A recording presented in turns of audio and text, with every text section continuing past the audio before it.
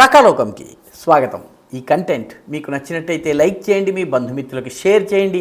ఇప్పటి వరకు సబ్స్క్రైబ్ చేసుకోకపోతే సబ్స్క్రైబ్ బటన్ని నొక్కండి. అదేవిధంగా బెల్ ఐకాన్ని కూడా నొక్కటం మర్చిపోకండి. మిత్రులారా, ఈ ఎన్నికలకు ముందు వెనుక మనము మన దేశంలో ఒక విచిత్రమైనటువంటి ఉచితాలను ఇచ్చేటటువంటి అనుచితపు ధోరణిని మనం చూసాం.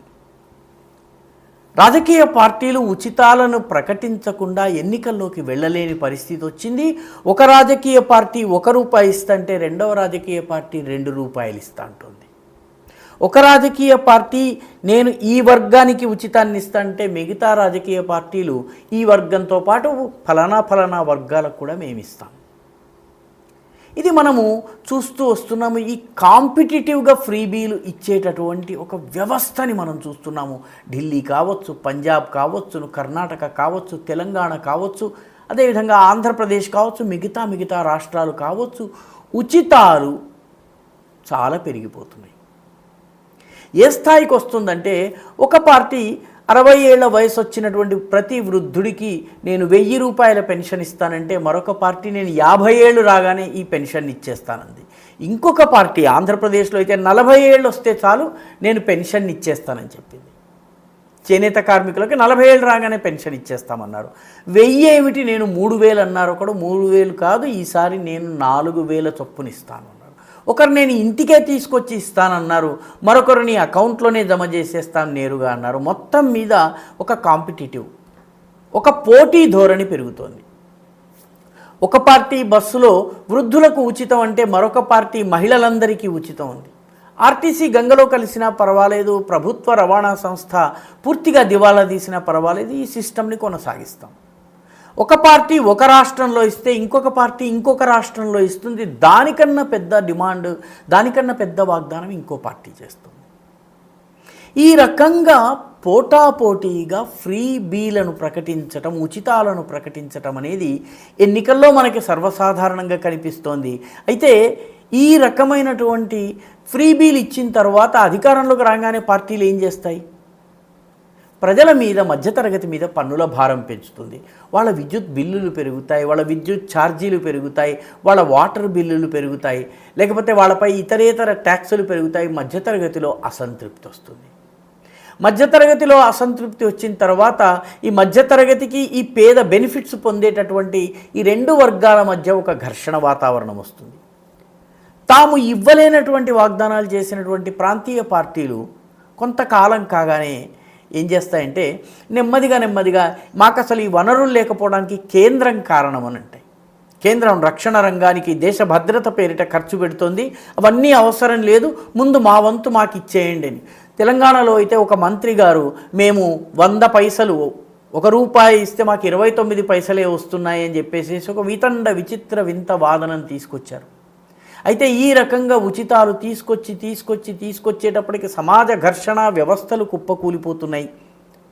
అంతేకాదు, ఒకరు ఇచ్చే వాగ్దానం కన్నా రెండవ వాగ్దానం ఆకర్షణీయంగా ఉన్నట్లయితే ఉచితాల లబ్ధి పొందిన వాళ్ళు కూడా ఓటు వేయని పరిస్థితి ఉంది. ఆంధ్రప్రదేశ్లో ఇది మనం చూసాము. ఉచితాలు చాలా చక్కగా సజావుగా అందించినప్పటికీ పెన్షన్లు, వెల్ఫేర్ స్కీమ్లన్నీ కూడాను ప్రజలు అంతకన్నా ఎక్కువ వస్తాయన్నటువంటి ఆశతో గతంలో 151 సీట్లు ఇచ్చినటువంటి పార్టీకి ఈసారి 11 సీట్లు ఇచ్చారు. తెలంగాణలో కూడాను 2 సార్లు పట్టం కట్టిన పార్టీకి ఈసారి మొత్తము గ్రామ ప్రాంతంలో తుడిచిపెట్టేసేశారు. రకరకాల బంధులు అమలు చేసినటువంటి చోటే తిరుగుబాటు వచ్చింది. అయితే ఇదంతా కూడాను రాజకీయ పార్టీలు ఓట్ల కోసం చేస్తున్నటువంటి పోటాపోటీ ప్రయత్నంగా మాత్రమే భావిస్తున్నారా? కాదు. దీని వెనుక ఒక భయంకరమైనటువంటి థియరీ పనిచేస్తోంది. దీని వెనుక ఒక భయంకరమైనటువంటి ఆలోచన పనిచేస్తోంది. ఈ ఆలోచన పుట్టింది అమెరికాలో 1960లో పుట్టింది. 1960స్లో ఇద్దరు సోషియాలజిస్టులు, ఒకతని పేరు క్లోవర్డ్, ఒకతని పేరు పివెన్. ఈ క్లోవర్డ్, పివెన్ అనేటటువంటి ఇద్దరు సోషియాలజిస్టులు ఒక వ్యాసం రాశారు. ఆ వ్యాసంలో పేదల యొక్క పేదరికపు బరువుతో ప్రభుత్వాల్ని కుప్పకూల్చడం ఎలా, దేశంలో ఉన్నటువంటి వ్యవస్థలన్నింటినీ విధ్వంసం చేయటం ఎలా, ఈ అర్థం వచ్చేటటువంటి ఒక వ్యాసం వాళ్ళు రాశారు. దీనిని డెమోక్రటిక్ పార్టీకి ఈ ఐడియాని అమ్మారు. డెమోక్రటిక్ పార్టీ ఉచితాలు ఇవ్వడంలో చాలా ముందుకు వెళ్ళిపోయింది, నల్ల జాతీయులకు ఉచితాలు ఇవ్వడం మొదలుపెట్టింది. అయితే ఈ కాంపిటేటివ్గా ఉచితాలు ఇస్తూ ఇస్తూ ఇస్తూ పోవడంతో నల్ల జాతీయులకు డిమాండ్ చేయటం తెలిసేలాగా చేశారు. వాళ్ళు నల్ల జాతీయులు ప్రతిదానికి రోడ్లు ఎక్కేటటువంటి పరిస్థితి. ఆ తర్వాత తెల్ల జాతీయుల్లో ఉన్నటువంటి పేదవాళ్ళు కూడా రంగంలోకి దిగారు. మొత్తం మీద అమెరికాలో కొన్నేళ్ల క్రితం మనం చూసినటువంటి ఆక్యుపై వాల్ స్ట్రీట్ ఉద్యమం ఏదైతే ఉందో, ఆ ఆక్యుపై వాల్ స్ట్రీట్ ఉద్యమం ఈ క్లోవర్డ్ పివెన్ స్ట్రాటజీ నుంచి వచ్చింది.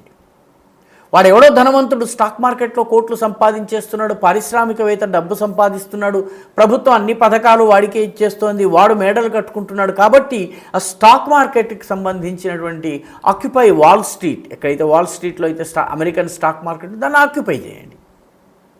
సో నెమ్మదిగా మధ్యతరగతిలో తిరుగుబాటు రావడము, మొత్తము వ్యవస్థలు కుప్పకూలి కొత్త వ్యవస్థ రావాలి. ఇది ఈ క్లోవర్డ్ అండ్ పివెన్ స్ట్రాటజీ యొక్క మూల సిద్ధాంతం. ఈ క్లోవర్డ్ అండ్ పివెన్ స్ట్రాటజీని ఇప్పుడు మన దేశంలో ఉన్నటువంటి లిబరల్స్గా చెప్పుకునేటటువంటి పార్టీలు, లెఫ్ట్ ఆఫ్ ది సెంటర్ అని చెప్పుకునేటటువంటి పార్టీలు చాలా పెద్ద ఎత్తున అమలు చేస్తున్నాయి.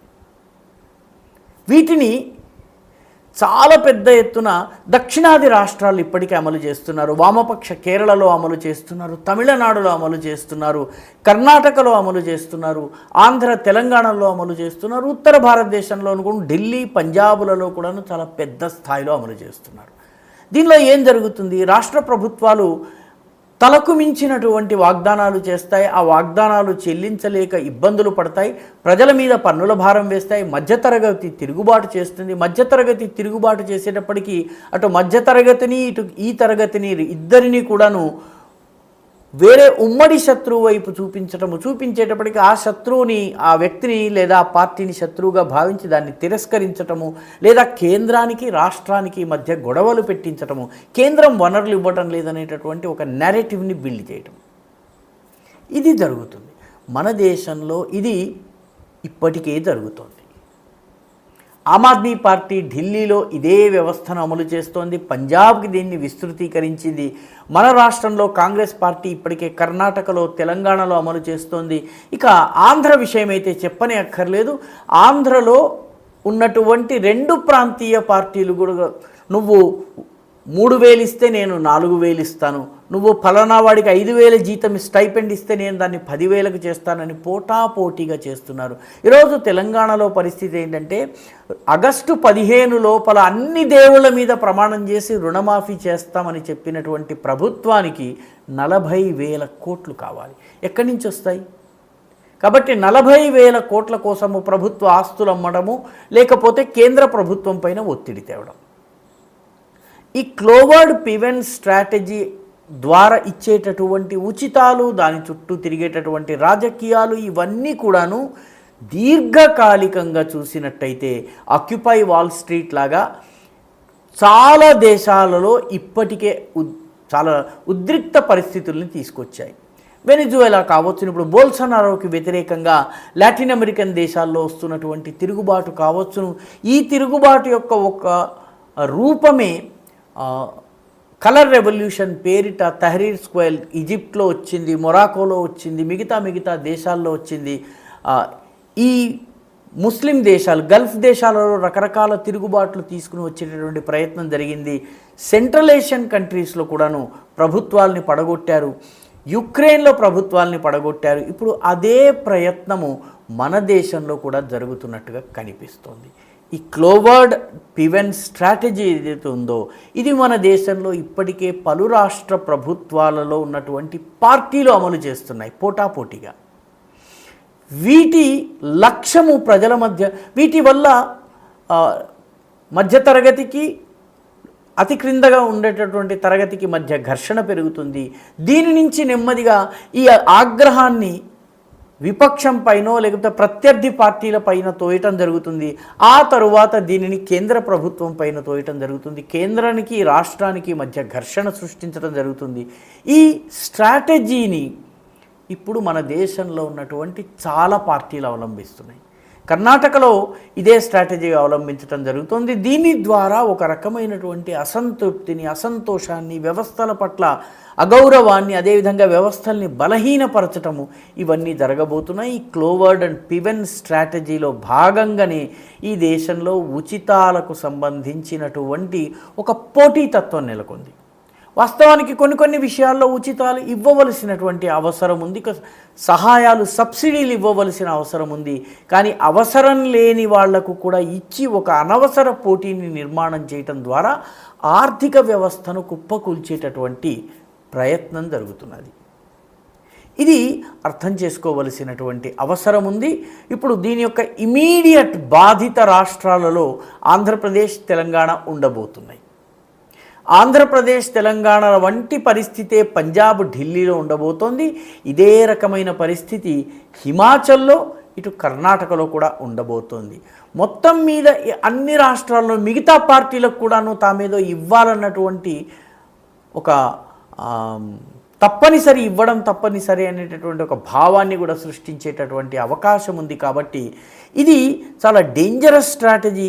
దీనిని అర్థం చేసుకోవలసిన అవసరం ఉంది. ఒక దేశాన్ని ఏమీ చెయ్యకుండా పేదరికాన్ని ఒక ఆయుధంగా ఉపయోగించుకుని ఎలా ధ్వంసం చేయొచ్చునో క్లోవర్డ్ అండ్ పివెన్స్ డాక్ట్రిన్ చెబుతుంది. దాన్ని ఇప్పుడు ఇండియాలో అమలు చేసే ప్రయత్నము జరుగుతున్నట్టుగా కనిపిస్తోంది. ఈ వీడియో మీకు నచ్చినట్టయితే లైక్ చేయండి, షేర్ చేయండి, ఈ ఛానల్కు సబ్స్క్రైబ్ చేయండి. మీ అభిప్రాయాన్ని కమెంట్ల రూపంలో తప్పనిసరిగా పంపించండి.